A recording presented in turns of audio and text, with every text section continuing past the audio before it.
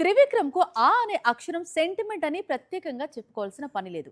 ఇప్పుడు రిలీజ్ చేస్తున్న సినిమా పేరు కూడా ఆదర్శ కుటుంబమే. సేమ్ టు సేమ్ ఇలాంటి సెంటిమెంట్ యష్ ను కూడా పట్టుకుంది.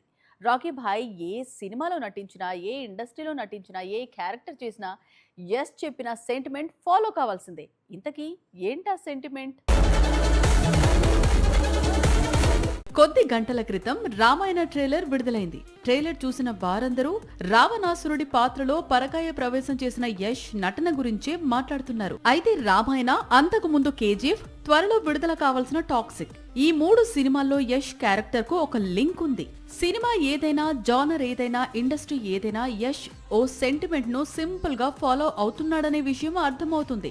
అదే ఆర్ లెటర్ తో స్టార్ట్ అయ్యే నేమ్. కేజీఎఫ్ సిరీస్ మూవీస్ లో రాకీ భాయ్ గా ఇప్పుడు తెరకెక్కుతున్న 2 కొత్త చిత్రాలు, ఒకటి రామాయణ, ఇందులో రావణాసురుడిగా, మరో చిత్రం టాక్సిక్ లో రాయాగా, ఇలా సినిమాకు ఓ విధంగా యష్ క్యారెక్టర్ మారుతోంది, కానీ ఆర్ లెటర్ తో స్టార్ట్ అయ్యే నేమ్ మాత్రం మారడం లేదు.